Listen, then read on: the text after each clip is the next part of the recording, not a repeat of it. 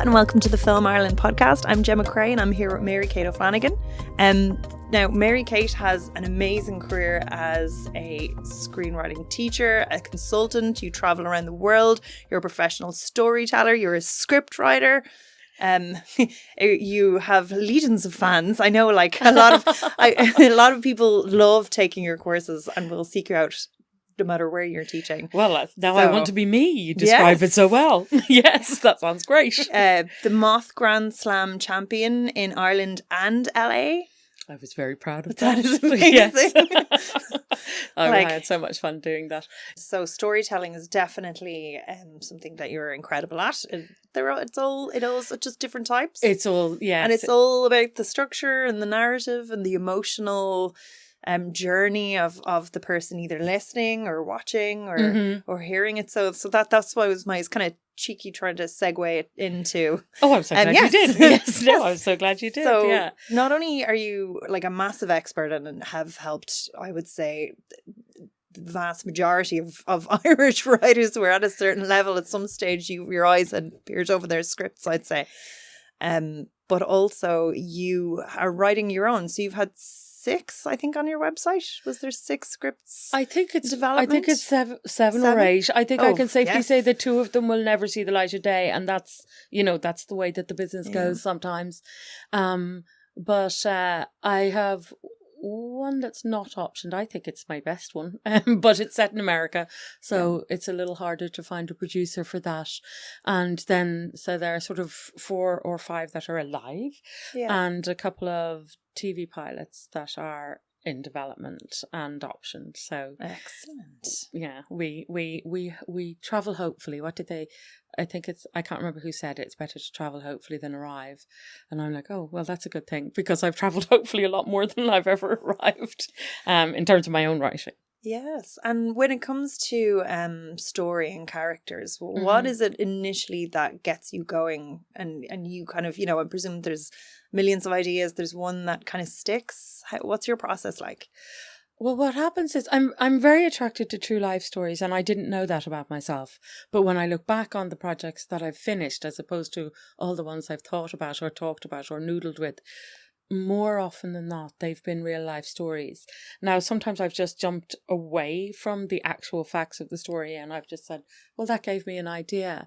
So I think what it is for me is I think about a predicament and I think, who did that and why did they do that? And what would I do if I were in that situation? And, I've always been a great gossip, really. As in, I can't think of anything better than sitting around with cups of tea, chatting with my sisters and my friends and going, but then do you remember he did this? Now, what was that about? Trying to figure out what human beings are and why they do the things that they do. And that's what interests me. I love science fiction. Like Kurt Vonnegut is up there with my favourite authors. But the thing I love about science fiction and supernatural stories is how they just jump us into the extreme. And you go, why? What would I do? Or how would that work? And what's the truth about how people would react in a situation like that? But I have, I've written across all genres, except for horror. Yep. I'm not a great horror fan, only because I take movies so seriously. They absolutely scared the pants off me. Yeah. So the last horror I saw in the cinema was called It Follows, and I wasn't right for weeks afterwards. And I wouldn't, if I'd known it was a horror, I wouldn't have gone to it. Yeah. But I was invited by friends, and it sounded to me like a romantic story or something, Yeah. So I don't write horror, but I've written an action, I've written a political thriller, I've written a comedy caper, so it's not that I'm attracted to particular genres. I'm attracted to predicaments. How would you find the characters to go in those predicaments? Would you know them? Would they be a little bit of you? Would they be sneakily components of everyone you know? I think for every writer it's difficult not to make every character yourself, because you're always trying to walk in the shoes of the character. But what can happen then, and certainly my sister Rachel, who's always my script editor, and my sister Rebecca O Flanagan. That's very handy. Yes. I am lucky. And my sister Rebecca O Flanagan, who's a producer. Papi Chulo's the stag in Handsome Devil. But Rebecca's also very strong on story. And one of the things that they would say to me about my early writing, you know, was they all sound like you. All of the characters sound like you. And they were always, you know, pushing me to not do that. So one of the ways in which I find characters is I look at their motivations. Yeah. I found the Enneagram a great tool for that. And that's kind of a whole other conversation, but it's spelled ENNEAGRAM. So that was fascinating. I was in your class when you were teaching that, and I could not, like, I was Googling it. I was trying to find out who everybody was on this. It's like a chart, and everyone fits into a chart, and they all interact with personality types, interact with each other in specific ways. And I remember, like, and I made everyone that I used to work with do the test, and I was like, oh, you're this. And it was just fascinating. Well, just for the listeners who don't know the Enneagram, you know, the thing that it looks at is what's your primary motivation. Yeah. And of course, we're all unique, and we're all a fascinating constellation of many, many different motivations and influences in our lives. But in a cinema story, you only have time to deal with the primary motivation. And at cinema or television, in a dramatic story, when you push people, all the other things are going to fall away. And then the primary motivation is going to be the thing that's going to be tested. So I found the Enneagram a really great tool for helping me get to the heart of my characters. But, you know, in the process of writing, sometimes I'll go, I've got this character wrong. And I need to switch it up or start thinking about her in a different way or him in a different way. I mean, I'm co-writing now with more than one person, which I'm finding really enjoyable. But one of my co-writers, Gavin Ryan, he always says, you want everybody to be nice, and I want everybody to be awful. And I love working with him for that reason, you know. But like, he goes gonging all really quick, you know. He will have everybody beheading each other and murdering each other, which is great because you want to push things. And, you know, I would tend to make everybody noble, which is a mistake, although nobility is a subject that really interests me. But between the two of us, I think we do better. He makes me look more at the ugly. I mean, my answer to Gavin is I want everybody to be nice, and then I want to make them do awful, awful things because, you know, that's where the juice of it is. But I suppose some of that is a little bit mysterious. I've never consciously tried to base a character on someone I know, because I think that human beings are mysterious and unknowable. But I do always ask myself, where is this person's Achilles heel? I suppose that's something that I always come back to.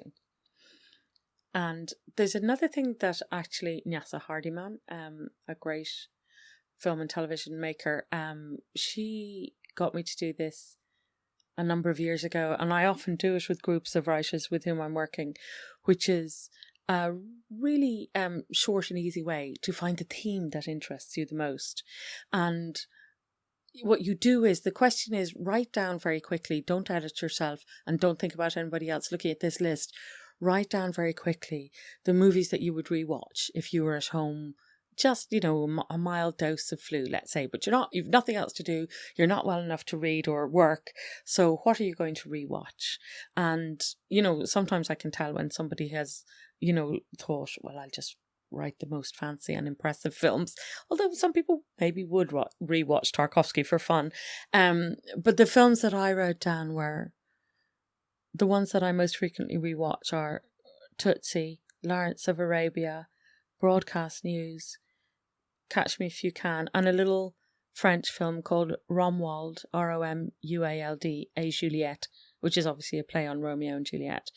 And you look at that list, so you've got 5 films, and I was going, well, I think they're quite disparate. Yes, there's a strong Hollywood influence there, but they're all from different decades, and they're on very different themes or very different subjects and different genres. And the idea is then you look at that and go, but what do they have in common? What theme do they have in common? And I couldn't see it right away. You very often can't see your own right away. But Nyasa looked at it and said, it's all about people wearing masks. And I was like, oh, it is, yes. It's about style over substance. It's about how if you can manipulate your appearance, you can manipulate the world around you. And I was having this conversation with somebody in LA who was like, Lawrence of Arabia? And I was saying, oh, but Lawrence of Arabia is most vivid to me when they give him the robes and they're like, you're one of us now. And he's delighted with himself, but he can't fully enjoy the moment until he goes behind a sand dune and tries to look at himself in the reflection on his knife. Like he needs, it's the image of himself, and he's myth making, creating himself as Lawrence of Arabia. And that's a big part of what motivates him. So I have realized, although lots and lots of different stories and predicaments interest me, what I inevitably end up writing about is, if you wear a mask, do you become the mask?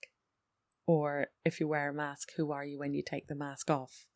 And no matter what story I'm telling, it always ends up for me boiling back down to that theme. And I don't mean it to. It's just the thing that fascinates me, I guess. And do you find your stories will change depending on where you are? Like, you know, personally, who your influences are, where like almost 100%. Emotionally you are, you know, like sometimes I know if I'm writing things, if sometimes you're writing a much happier story and then sometimes you're writing the worst story, and I find it doesn't even correlate to one or the other, but it will shift. Yeah, I mean, yeah. I hope it doesn't change emotionally, because I would say I think mercurial would be a nice word for it, in my emotions. So I can have 7 different emotions in a day or in an hour. But life events, certainly. Like, I was writing a comedy at the time that my father died suddenly, and I couldn't continue to write that comedy. I had to put it aside for a year. So, you know, something like that really shifted things. And I was writing a story that, even though it involves people putting on disguises, etc., it's ultimately about faith and religion and the difference between those two things. And it was difficult for me to find the ending of that, because I was lucky, and I know this is rare, but I had good experiences with the nuns that educated me and with the priests that were in my life. And there was one particular priest, Father Pod, who was a great family friend of ours, came in and out of our home like 3 or 4 times a week, as well as we'd always see him at Mass on a Sunday. And he was a really important person to me and my sisters and my parents. And this story was grappling with where we are with the Catholic Church today. Yeah. And I found that I wasn't able to slough it off as easily as most people of my generation. It felt ungrateful. Yeah. But it was a real struggle to write that story, and I wasn't able to find the ending until I was able to come to terms with my own feelings about the Catholic Church. And that's taken a long time. That's taken years. Yeah. Because the two things were intertwined, and it was difficult for me to write that story while I was still struggling with where do I stand on that. And, you know, I felt a lot of loyalty to the faith of my fathers. I felt a lot of respect for the goodness that I could see in the religious people that helped to raise me. Yeah. And I think it's too easy and facile an answer to go, they're all evil. They're not. There's a lot of strength that's found in people who have a formal way of practicing religion. Yeah. That people who don't have a formal way of practicing religion just don't have that same access. So to me, it wasn't an easy subject at all. I don't know if I'm really answering your question, but life events change the way that I will look at a story or think about a story. And that's the one that's probably most recent, that I would think about that and go, but there have been other things, I suppose. Yes, my own journey through life, you know, would change the way I look at certain stories. And there's some stories I look at that I started 5 years ago that have no interest for me now because I'm no longer interested in that subject. And just say if you're in a story and you like the story, but you get stuck, Mm-hmm. aside from having an in-house script supervisor that you can ring up at any stage and be like, help me. What would be your advice then? And what would you do? Well, I don't have a lot of access to my sisters because they're both very busy professionals. So I don't, of course they are a brilliant resource to work with, but I have to be cognizant of the fact that I can't be expecting their time when they both probably work 60 hours a week as it is. I go back to the basic principles and I ask myself, whose story is it? What did they want before the story started and what are they trying to achieve now? And how does it end? You know, one of the things that I read in the great Alexander McKendrick's book on filmmaking, he talks about Buster Keaton, when those guys, like back in the early days of cinema, they were making like 3 and 4 feature films a year. Like, that's amazing, that rate of production. So they had teams of writers, but he would always, according to Alexander McKendrick, say, what's the predicament? What's the ending? Don't worry about the middle because we can write that. And I know myself, I'm strong on plot. I can do that. I can plot anything, but I need to figure out where I'm going. But I remember, like, one time I was walking down Baggot Street thinking about an idea that I had that was stuck in the middle. And I happened to bump into David Keating, who's also a great filmmaker. And he was like, hey, how are you doing? And what are you doing? And I was like, I'm thinking about this idea and it keeps sort of collapsing in the middle. And he was like, let me buy you a coffee, because nothing excites him more than talking about story. And so you're bumping it. Well, I mean, that case I bumped into him, but I would seek him out another time. So going to somebody who does this and finds this fun and going, so I'm noodling with this idea. What do you think? They very often will ask the right questions. You know, Andrew Meehan was such a great development exec at the film board, and I remember having meetings with him about projects, and I had so much respect for him because he would always ask me the questions I couldn't answer. And so another set of eyes very often will go, well, what about this? And what's she doing? And why is he over there? You know? Yeah. I mean, I met a lot of these people because I do the screenwriting masterclass at the Galway Film Festival every year. It's how I know a lot of the people that I do know in LA. But one of them, Gil Dennis, rest in peace, he passed a few years later. He wrote Walk the Line, and he has a writing credit on The Black Stallion. He wrote a bunch of great things. Walk the Line is the one that Reese Witherspoon won the Oscar for. That was the Johnny Cash story. But he was somebody who dedicated a lot of his life to teaching screenwriting as well. And he'd said to me when I met him, hey, you know, I'd love to read something of yours. You know, can I read something of yours? And I was like, I wouldn't dream of asking you. And he said, you didn't. But I would like to read something of yours. And I was like, could I pay you? And the person who introduced us was like, okay. And I was like, well, it's like, Gil is one of the best paid script doctors in Hollywood, so it would cost you about $250,000 to hire him. So don't. He's offering you a favor. So I sent him something that I had, and we'd arranged to meet up in LA, and he kept saying, I haven't read your script yet, but I will soon. And the reason for that is because Gil was such a generous soul. He said this to nearly everybody he met. Hey, can I read a script of yours? I'd love to read something of yours. I'll give you feedback on it. And so he actually was always very time poor. And it ended up that he was like the day before, he was like, I haven't read it yet, but I'll read it tonight. And I was like, do you know what, Gil? Don't, because I actually just want your company. But I will tell you the story and then you can help me fix it. How about that? And I will be as succinct as I can be. And so we met for breakfast the next morning, and he said, so tell me your story. And I started telling it to him, and 2 minutes in, he went, wait, what? Why is that character there? And I said, because, and he said, no, but you started off telling me this story saying it's about a man who's trapped between 2 women, his mother and his wife. And now you've got a third female character. Why have you got a third female character? And I said, I think actually this does answer your earlier question. She's me. And he said, yeah, you don't belong in that story. And I was like, she's me imagining myself coming in and rescuing somebody. And he was like, you don't belong in that story. He said, take that character out. And I said, okay, we're done. And that was it, you know, and I was like, let's just have breakfast now.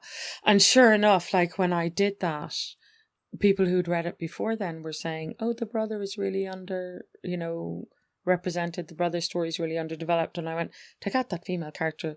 Now, actually, what fills that lacuna is the brother character, and the whole thing just fell together. It was like you had the right key for a lock that you've been trying, you tried 20 keys, it didn't work. So sometimes something like that can happen. And I do know it's also Paddy Brannock's process quite often here, because it's hard for people to read screenplays because generally they're not very well developed. They're much harder to read than novels. And Paddy will go, tell me the story. And that can be a fantastic way to get yourself out of a hole. For me, anyway, for me. And sometimes I've learned from that to tell the story to myself out loud. So I'll be walking around on my own, because people don't like it if I do it when they're there. If I'm on my own in the apartment, I'll be walking around and I'll probably be doing something like conditioning my hair or something, but I'll start and tell the story for myself, and I'll look for when I get bored, and I'm like, that's where the problem is. If I've gotten bored trying to push through that bit of the story, then there's something wrong. And then you go back to the drawing board and noodle with it a bit more. Yes. And you were saying you've done all these different genres. Mm-hmm. With regards beats, with regards to the character style, do you feel like you'd have to shift gears into going from one genre to another because they'd have a lot of their own styles, or would you prefer to try and do something quite different? As everybody says, comedy is hard. Comedy's the hardest. I don't think of them in different ways. I wait and see what is emerging. I don't necessarily decide. Like that story I was telling you about, that road movie that's set in the States. Rob Walpole read it and he said, I think you should make it more of a high comedy. And I was like, it's not a comedy at all. And he said, oh, it is. And he was like, it's funny. Like, there are funny parts of it. But he said, I think you just push all of that, like make it just much higher. And I hadn't even realized that it was a little bit funny. But I guess I myself have something of a comic sensibility. But intentionally writing comedy is so difficult because I just constantly go, is that really lame? Is that really lame? So I've done it twice and I've not really, it's kind of a relief when you go, no, I'm writing drama. I think things with subplots are much harder for me. I have to trace those out much harder. So a political thriller necessarily has subplots because it's all about subterfuge and who knows what and when they know it and what's really going on and how do you manage that and how do you pay that out for the audience. So a cork board with a lot of index cards and different coloured felt tip pens, I kind of love that.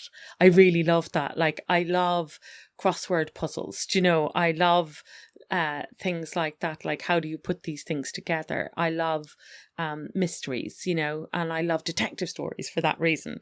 So I like that, but I need to put it up on a big board to have a look at it. I suppose in every genre that I've written, something that I struggle with is I write long. You can probably tell from this podcast. I am wordy. Yeah. I'm wordy and I add more detail than I need. And that is when I need my sister Rachel with her, red felt tip pen going, don't need it. You told me that already. Or somebody like that. But I don't tend to think of myself as writing in different modes because the comedies that I have written, I'm always trying to write a comedy that feels like it's real. Yeah. So I don't write comedy in the style of something like There's Something About Mary. I always want it to feel like we're rooted in a real world. So I'm more likely to write a comedy in the style of Tootsie or When Harry Met Sally or something like that. Yeah. That feels like it's really real and you could meet these people if you walked out the door. Does that make sense? Yes. So I guess I don't think of myself as shifting gears. And then with regards the script midwifing, Yes. Yeah, it's gorgeous because you are birthing an idea. And Well, the it's writer fabulous, is birthing an idea. And you're helping it. And Rachel always said, like, script doctor is a very masculine idea. Like, here comes the surgeon with their scalpel. You lie there like a patient, or the script lies there like a patient, and the surgeon is going to cut it away and, fix. Whereas Rachel likes to say we're script midwives in recognition of the fact that it's the writer that is doing the labour. Yeah. But we can say we've seen this 1,000 times before. Yeah. You're in safe hands, and we have ways of making this easier for you. We have ways of making this an easier process for you. But we want to acknowledge always that it's the writer that's doing the work. Oh, that's like it's a lovely phrase. What would be, say, the most common errors that early writers would make? The most common errors, and it's not just early writers, is not understanding. This is in my view. I once said what's the opposite of humble? My friend was like, well informed. Well, he was like, shall we go with your universally exalted opinion? No, so in my view, I should add, it's the want of understanding that it all hinges on dramatic tension. Yeah. And so a lot of early drafts of projects are slices of life. Yeah. And the way that I recently was making a new presentation, I was for Northern Ireland Screen, but I was trying to find a new way of saying this. And the way that I did it was, the best way I could say it is say, imagine if somebody invited you to dinner and all you were served was bread. And for the purpose of my PowerPoint presentation, I had the most beautiful looking loaf of Jewish rye bread that I could possibly find. I was going, that's some delicious bread, and care has gone into the making of it. But if you went to someone's house for dinner and all they served you was bread, you would be taken aback and unsatisfied. Even if your belly was full, even if you ate enough bread, you would be unsatisfied because that's not what you expected. And I think it's the want of understanding that, yes, introduce me to a world. Yes, introduce me to these characters. But now I need a predicament, Yeah. I mean, there's an anecdote that I often tell. So apologies to any of your listeners who've heard me telling it before, that I was at the Galway Film Fleadh a few years ago, and our guest that year was Daniel Waters. Daniel wrote Heathers and Demolition Man, and he wrote a couple of things, The Adventures of Ford Fairlane, that were not big successes. Batman Returns, my favourite Batman. He said, that's how I know you're not a Batman fan, because Batman fans don't like that one. It's the Tim Burton, Daniel Waters one with Michelle Pfeiffer as Catwoman. But, I could repeat. That's a good Batman. I mean, the universally bad one was Batman and Robin. Well, apparently Batman fans didn't like it because, as Daniel himself will say, they were more interested in Catwoman than they were in Batman. So it's the Batman movie that has the least screen time for actual Batman. But anyway, he's a great writer, and he's been around. He came out of the traps with Heathers, so he knows what he's talking about. But he handed me the program and he said, you should decide what we go to see, because I don't know the festival and I don't know anything about the program. But I actually had been working overseas for about a month before that and hadn't had a minute to glance at the program.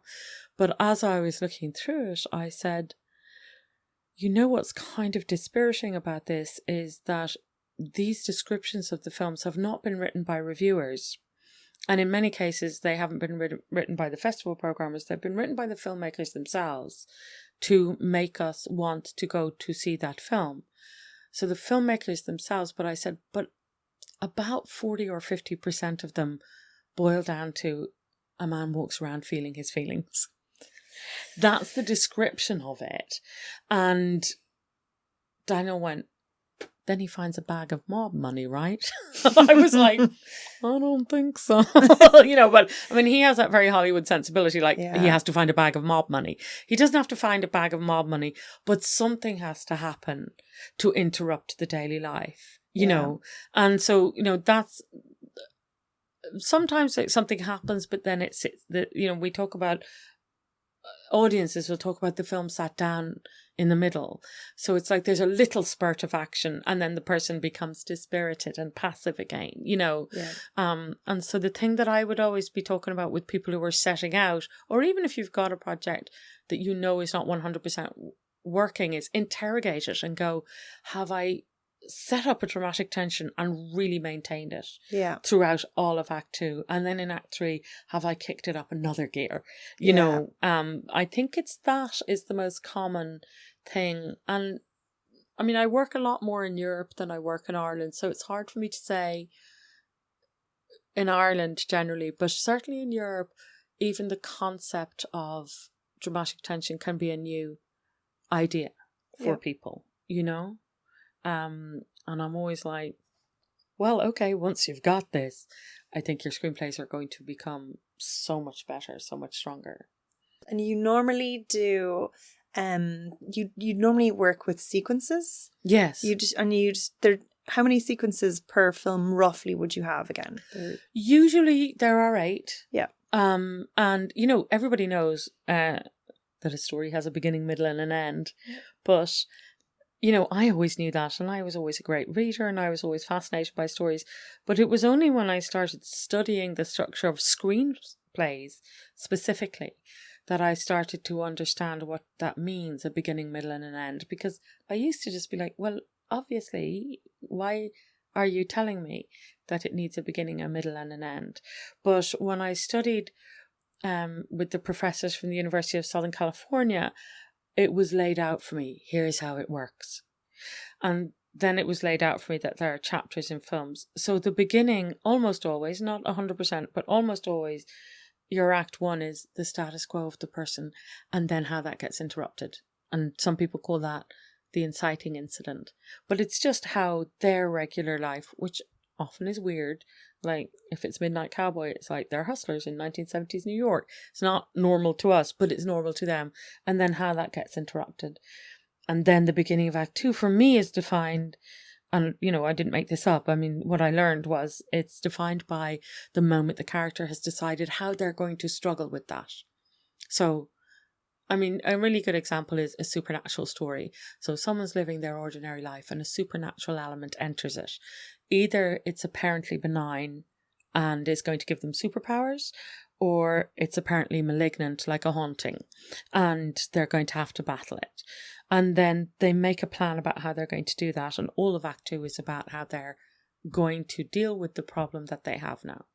And it doesn't have to be supernatural. It could be you're a lonely girl and you meet a gorgeous guy. And then you're like, I want to be with that guy, but he doesn't look at me. How am I going to get to be with him? So it's just that moment when ordinary life is interrupted. The beginning of Act 2 is how do you battle with it? And then I'll just jump to Act 3 is always false resolution, true resolution. So if you're going to have a happy ending, the beat before that in Act 3 will be the worst of the worst. And apparently all is lost. If it's a love story, the lovers will be parted. If it's a fight against an unjust force or person, apparently they will have beaten you at that stage, you know, and then there'll be another turn. And if it's a tragedy, the beat before that, apparently the person will be on top of the world. So the middle, again, Rachel often says early screenplays, including my own, are a beginning, a muddle and an end. But I find sequences to be, after understanding dramatic tension, the kind of eureka of Act 2, because you need to keep surprising the audience. So the second thing I do when I've got the broad strokes of my story is I sit down and I look at Act 2 and I go, how can that be divided into separate chapters? Usually 4. But I've seen great movies that have 3 sequences in Act 2. I've seen a lot of European films that have 2 sequences in Act 1, 4 in Act 2, a brief beat of worst of the worst, and really 1 sequence in Act 3. So there are a lot that are 7. Epic films like Lawrence of Arabia. It's very hard. It's very hard to count. But I think certainly has 10 and may have 11 or 12 sequences. But generally you'll have 2, 4, 2. I mean, Adam and Paul is a great example of something that has a very short Act 1, because part of what you're doing in the second part of Act 1 is convincing the audience that somebody would take on something that is risky and dangerous and difficult to reach. But you don't need to do that when your heroes are junkies. It's just like the audience gets that the one thing we all know about junkies is they will do whatever they have to do to get their junk. So they have a very, very short act one. And if that's what your story requires, and if it's all your story requires, I would never encourage somebody to add in a sequence to make it, fit a structure, a platonic ideal of a structure. Like I'm always saying, it's an approach. Whenever I'm working in Mitteleuropa, they get very offended when you call it Eastern Europe, like Czechoslovakia, or Czech or Slovakia or Poland. They like very much to talk about the methodology, and I'll always be saying it's not a methodology that's too scientific. It's an approach for looking at stories, and it's elastic. It's very elastic. So there isn't a prescribed number of sequences. And I think one of the great films of the 1970s is Kramer versus Kramer. And Rachel and I once said, let's use it as a teaching film because there are many, many brilliant storytelling aspects in it. And we watched it twice in succession and went, yeah, there are no sequences in this. Or if there are, we couldn't identify them, and that's what we do for a living. So they just have one big tension in Act 2 and it completely works. But generally what I see is 3 or 4 sequences in Act 2, 2 on either side. So it'll usually end up being about 8. And do you feel that things are changing? Because definitely people's tastes are changing. Like people are consuming a lot more TV, things that are maybe more traditional in structure. People are, they're looking for things that are a bit more unexpected now. And do you feel like that's like taken a step into the film world as well? Or? Well, I think what never changes is people's need for story.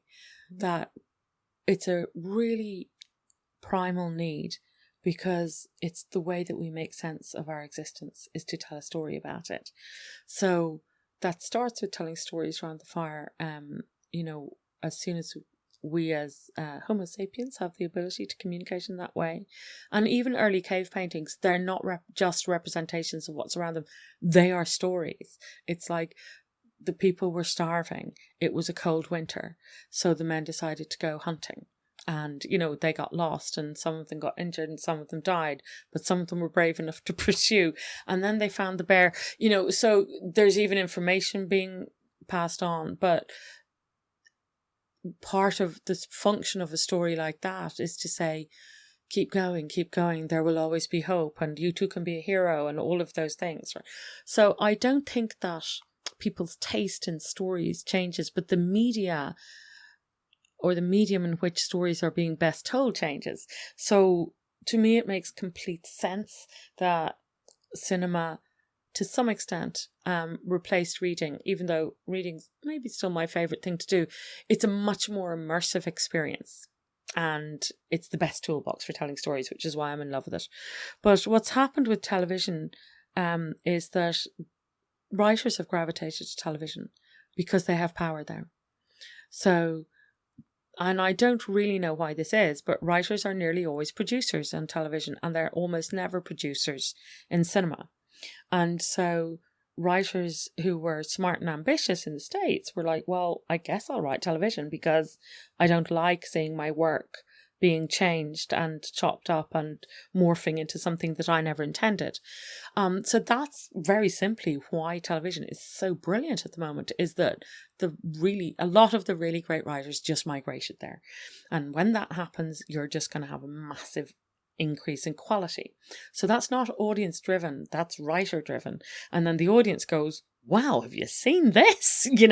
So that's what's happening. And then the industry goes, hey, we'll invent something called Netflix, and then everybody else goes, oh, look what Netflix is doing, now Amazon and Apple and Hulu, etc. So I would say the writer started it, the audience has followed, and the industry is following the audience. But I would also say when you look at those television dramas, it's the content that's really original and brilliant. They're not really switching up the structure, or very few of them are. And you know, I've talked to writers who write very slippy, trippy content. And I said to one of them, how do you feel about structure? And he said, I am a slave to structure. I am a slave to structure. So I don't think that the shapes of stories change very much. I mean, I loved the OA. Did you see the OA? Yeah, it's so different. It's so different. It's just so different. And any time you go, this is where it's going, it's not going there. It's not even going anywhere near there. I know. But I felt like I was in such safe hands. Yeah. Like, do you remember how late the credits come in the pilot episode? I can't remember where they are, but I think they're about 25 minutes in. And what leads us into it is the main character. This isn't a spoiler for people who haven't seen it, but do watch it. The main character says she's reappeared after a long disappearance, and she's being welcomed home. She's a young woman in her 20s who's been missing since her teens, but she was blind when she went missing, and now she can see. But she says to some character, everybody wants to know how I got my sight back, but far more interesting is how I lost it in the first place. When I was a little girl, I grew up in Russia. And you're going, wait, what? Because you're in suburban America, and suddenly the camera's panning across these great snowy wastes, and she's like the daughter of a billionaire. But I knew from however many minutes it was up till then that I was in safe hands, and I knew that they were going to tie this together for me. So I didn't mind this massive jump. Yeah. But if you look at the OA, the structure of it is pretty classical. The way that they're structuring episodes and scenes is classical. It's the content that's wildly original. And to me, that's far more interesting. I don't really understand why storytellers would experiment with structure unless it was to produce an effect in the audience. Yeah. That's a good reason to do it. But I just think, don't be original with your structure. Be classical in your structure, but be madly original in your content. That's what audiences require. And, you know, the way I'd say it is like, audiences participate so much in cinema and television stories. And the way in which they participate is by constantly anticipating. Oh, where's this going? Where's this going? I know what's going to happen next. Will she... What? And so the mice keep getting smarter. So you have to build a better mousetrap. Oh, that's such a good description. Well, that's like, I mean, I have that from, I think it's an old Walter Matthau movie. He keeps going, the mice keep getting smarter, you know. But it's our job to build a better mousetrap, or else it's just not going to be fun. But I think the way that you do that is you move the plot faster. But the trick is to make it fast but believable. Yeah. You know, you can't just throw a lot of nonsense at the screen and go, well, that was surprising. You know, it has to have a thread through it. I think, or at least that's my taste. Do you have a website? We have a website. Rachel and I have a website called adramatikimprovement.com. A Dramatic Improvement. So I'm sure there'll be news of your next performance on this. We tend to just have, you know, our professional work up there, and actually we need a new website designer if there's anyone out there to redesign it, so it's not very up to date. Probably, actually, the best place to follow us is on Facebook. Which you know, I realise is now becoming a little bit old fashioned, but there's a page called A Dramatic Improvement on Facebook, and that's so much easier to update than the website. So whatever courses we're giving or events we're involved with, that'll be there. Thank you so much for coming in to chat to us. Gemma. That was amazing. Always lovely. I was worried I can't take down notes. It would be too noisy. Oh, right. Well, you can listen back to it, I guess. That's it. At least I have an audio recording. Yeah. But thank you so much for chatting. Thank you, Gemma. That was lovely. Steve, was that right?